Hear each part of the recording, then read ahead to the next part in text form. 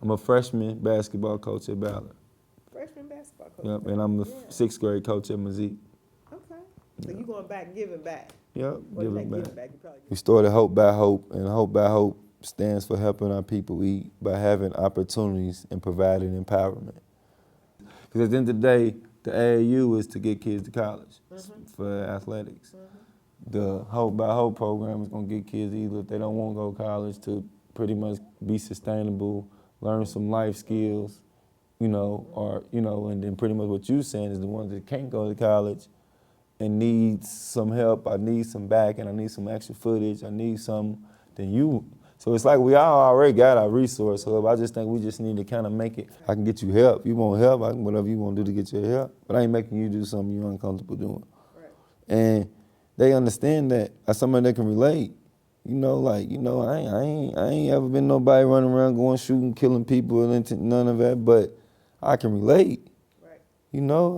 I done been robbed, you know what I'm saying? Like I done been stolen from, I done been abandoned and neglected and, you know what I mean? Like so, and it's like, that's one thing I don't like about the school. They put all this money into these people to go do this and this, the social worker, the psychologist. I get it.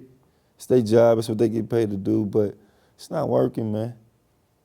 They don't understand it. They can't relate to that. So, and that's another reason why we striving to get into these schools. Like I said, we're not perfect. I know that. But I definitely know how to relate to these kids. I can get to these kids and I can move these kids. So you're going to try to get Hope by Hope in the school?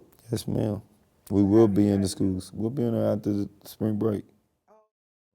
I had a hard home upcoming though, like my thing was I had a lot going on at home in my outside environment to where it kind of influenced and motivated me to kind of want to do good in school. So people like you who I looked up to and stuff, I didn't want you to see that side. Through all the trials and tribulations, I just always keep my head up and keep it moving. So, you'll be amazed by a lot of stuff I had going on with. But my mother always was disciplined. Like, she very supportive, very disciplined no matter what she did or what.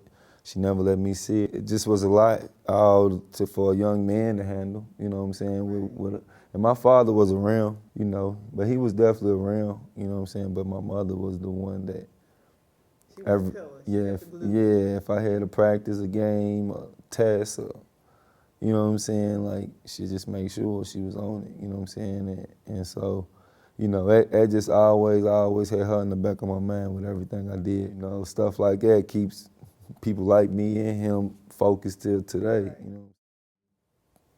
It was hard times for a lot of people in Central, really. It was fun though. I think that's what made it fun. I didn't even pay attention to really too much of like I said, the bad stuff, because, the good stuff was basketball and just having fun, being around your boys and, experiencing life. So, that part kind of just motivated me to where I'm like, I definitely want to go to college. Nobody in my family had ever graduated college.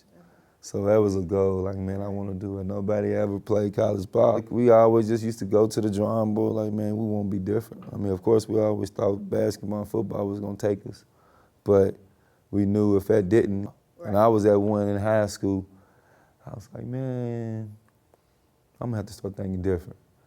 I love basketball, but I'm going to start thinking, what if basketball don't work early? So he used to always be like, bro, you tripping. And I'm like, man, I'm telling you, once that ball deflates, what we gonna do? Yeah. You know what I'm saying? And wasn't nobody, other than you. I just remember coming down to your classroom and you was with the special needs and I that kind of instantly like, man, and maybe one or two of those kids I knew, it was something, or maybe even we used to come down at the end of the day for gym. Right. I used to be down there playing with them a lot, doing a lot with them. Yeah. So, because I was thinking about my junior year, I was getting in there working with them and stuff, sophomore, junior year. Yeah, I was a peer tutor. So, that, that was going on. And then, like I said, so at Central, Mr. Menon and just the atmosphere of all the counselors, the teachers, that was a good experience for me. So the first year, in the red shirt, we ended up coming in number 6 in the country. Okay. So, but we practiced every day. We went to all the games. We did everything. And so because of that, we ended up bringing in coaches. So that's how I had two Division I's and 4 Division II scholarships on the table. Wow.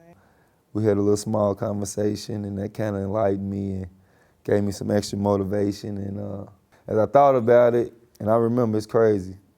I tell people it's some of my kids is now, like, it was August 19th, August 20th, something like that. And you booked the flight, whatever, you gave me my packet, you gave me everything.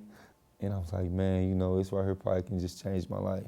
You know what I'm saying? Like, it's could probably, you know, as much as I don't want to go, 16 hours away, best thing. So I went. 16 hours away. Yes, that's where you needed to be. 16 hours away. Best thing that ever happened to me. Yes. Best thing that ever happened to me. But I ended up graduating from Asbury in 14 with a business degree in business management, minor in sociology. Like I said, I was just, once Dre died, I was just going. Right. Trying to stay busy, y'all trying to Oh, stay busy, y'all. trying to Oh, really, y'all. you know what I'm saying? So I didn't really necessarily, and like I said, I took that whole class of the nonprofit, so I knew certain things, but like I said, you about just people with life, got to experience it first, then you can kind of go back to it like, okay, now this is what this means, this is what this is saying, da da da da. Yeah. And so, and that's where I'm at with it now in life. So, I mean, you know, like I said, I'm blessed, thankful, you know, for you and everybody that's been pushing me from a distance. And 3 right there kind of was real significant in my trials because they was all real close to me.